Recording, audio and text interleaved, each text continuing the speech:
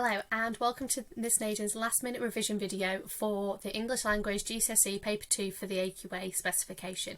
This isn't designed to teach you anything new, this is just to go through and remind you what is on the question paper, what type of things it's asking you to do, and a few of my top tips. Okay, so this question paper is an hour and 45 minutes. They recommend that you spend an hour on section A and 45 minutes on section B. I know that some people like to do the paper in a different order. I'm not going to suggest an order here. I'm just going to go through in the order that the exam board have made it.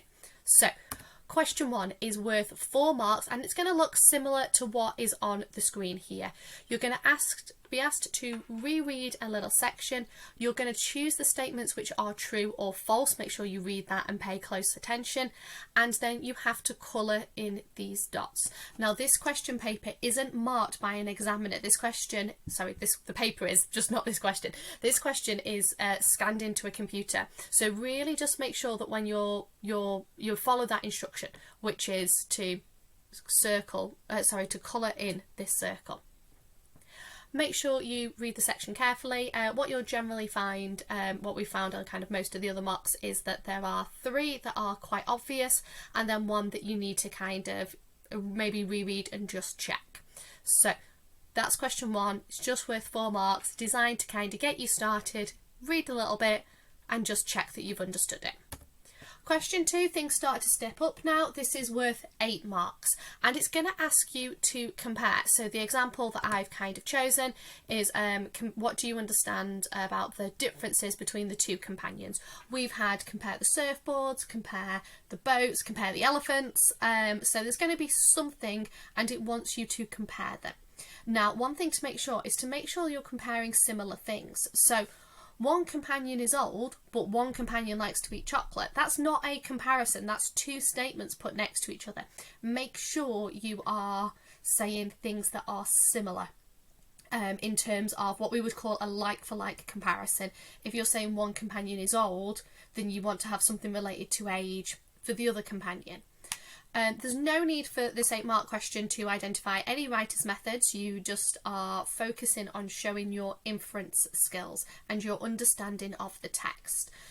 Something that is quite useful for those of you who are going for those higher marks is to make sure you compare the opinions the writer has about the thing that you're being asked to compare as well as the thing itself. So in this question you could compare what the different companions were like, but you could also compare what the writer thought about the companions, how they felt about them, their opinion. So top tips for this one: make sure you're comparing similar things. Don't worry about writer's methods. Focus on those inference skills and what the opinion is as well as the thing itself. Remember, this is the opinions and viewpoints exam paper. So most of these questions are going to ask you for opinions and viewpoints. So that's question 2, that's worth 8 marks. And then it steps up again and we go to question 3, which is worth 12 marks.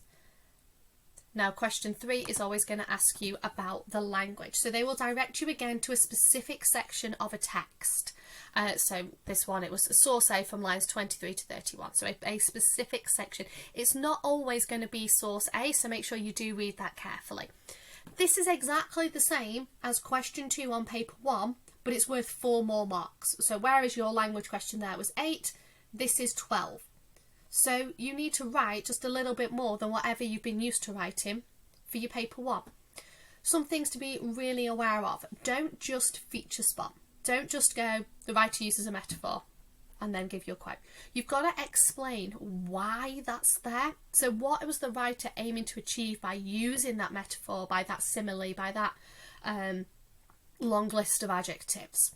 And so phrases that I'd be expecting to see kind of in your answers is things like this makes the reader think, this makes the reader wonder, consider, feel, imagine, all of those sorts of words. What is the impact of it?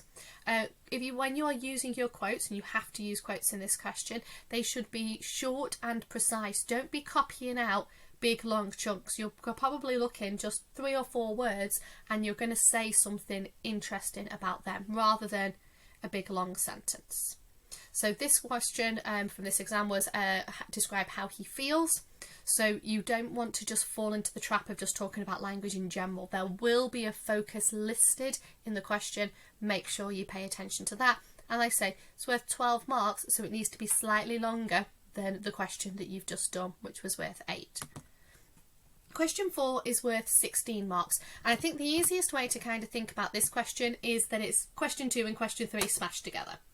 You've got to compare the feelings, attitudes, perspectives, which was question 2, and how they're shown, which was question 3. So this question should include analysis of methods. So the example that I've got up here, the writers convey their different feelings and perspectives on their adventures in the mountains. This is what they think, this is how that's shown, this language device is interesting because, this is the same or different to the other text, and then you go through it again. Make sure your comparisons are actual comparisons and not just statements joined by however. So like I had when we were looking at question 2, you don't say this companion's old, this companion eats chocolate. You try and use things that are similar. And those of you that are going for your higher marks, you are going to want to actually be kind of commenting on the possible reasons for these for these differences or these similarities. Why does one text feel a particular way about something? And that's something that's worth not devoting loads and loads of time to, because you've got to make sure you're analysing the methods, but certainly those of you who are wanting sort of 14, 15, 16, I'd be looking to see some of that in there.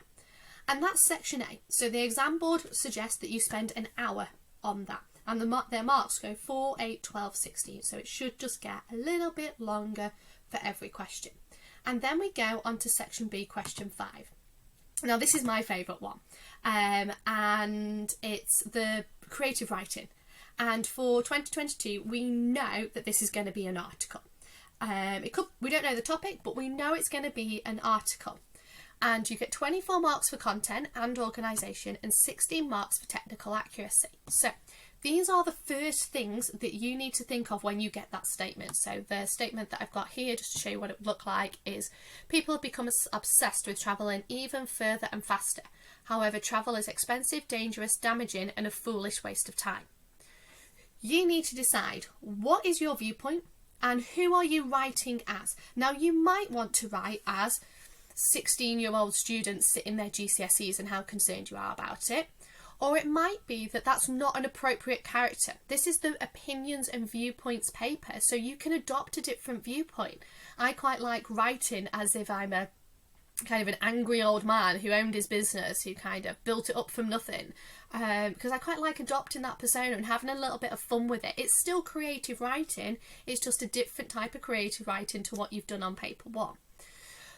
Do not write a balanced answer. If you remember nothing else, that is the thing I need you to remember. The examiner needs to clearly know what your opinion is.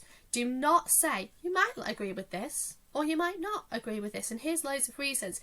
You're not showing me an opinion and a viewpoint there. You're not maintaining it. You're just skirting around. So make sure it's super, super clear what your viewpoint is and who you're writing as. They would be the first 2 things that I would write. So if this was the question that I'd got underneath in my plan, it would be like, I think this is ridiculous, writing as grumpy old man. Okay, so I would make sure that I know that, so that when I'm writing it, that comes through.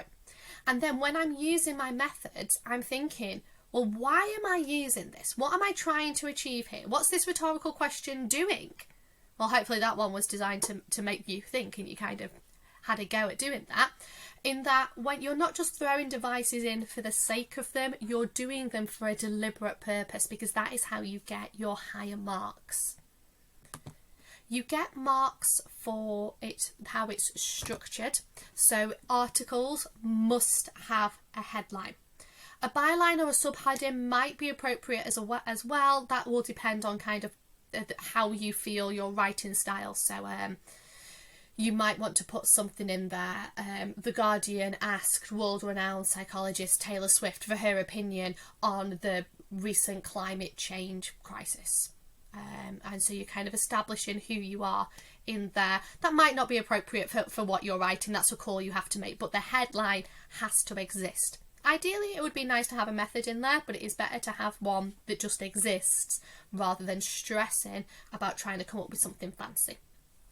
Your work has got to be written in paragraphs. These should be linked. they should follow a logical order, in that you should have kind of your argument developing as you're going through, and it shouldn't kind of just jump around. I should read your work and go, yes, this person's clearly planned. They've got a clear opinion that they're going all the way through. But not all of your paragraphs need to be the same size. You might want to just have a 2-line paragraph. You might want to have a 1-sentence paragraph, just to kind of highlight a particular idea. So those all sort of work for your 24 marks for your content and accuracy, organisation, but you also have 16 marks for accuracy. So spelling does matter for this, but an ambitious word spelled incorrectly is so much better than a boring word spelled right. Don't not use a word because you're like, oh, I can't remember if it's an E or an O here. Put it down, okay?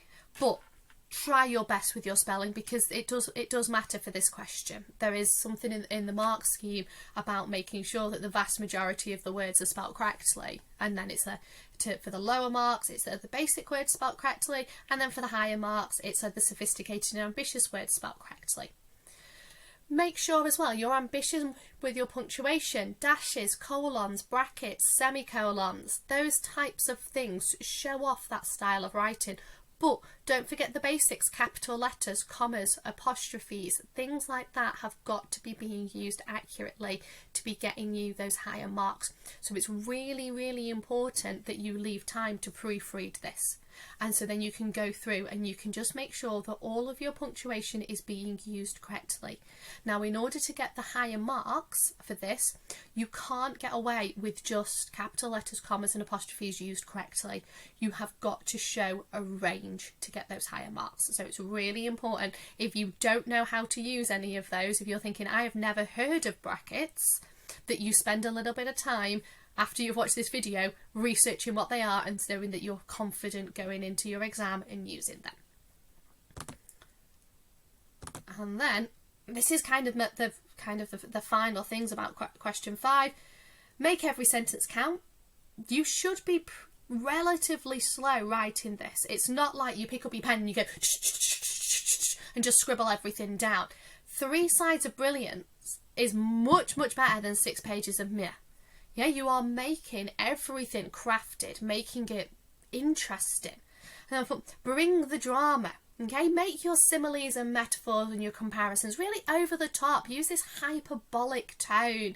Kind of, you've got an opinion and you're going to express it, and your main aim in that article is to make sure that your examiner knows what you think, that you are super, super passionate about it, and actually you're trying to convince them to agree with you. So this answer should be fun, okay? In comparison to section A, you get to share your opinion. Now you get to be over the top. You get to be hyperbolic. So embrace your inner upper class Karen. Yeah, you've got to be formal. You can't just go over the top and rant. You've got to still have that formality in there, but you can play around with it. So all that's really left for me to say is good luck. Yeah, that's it really. Good luck. You'll all be fine.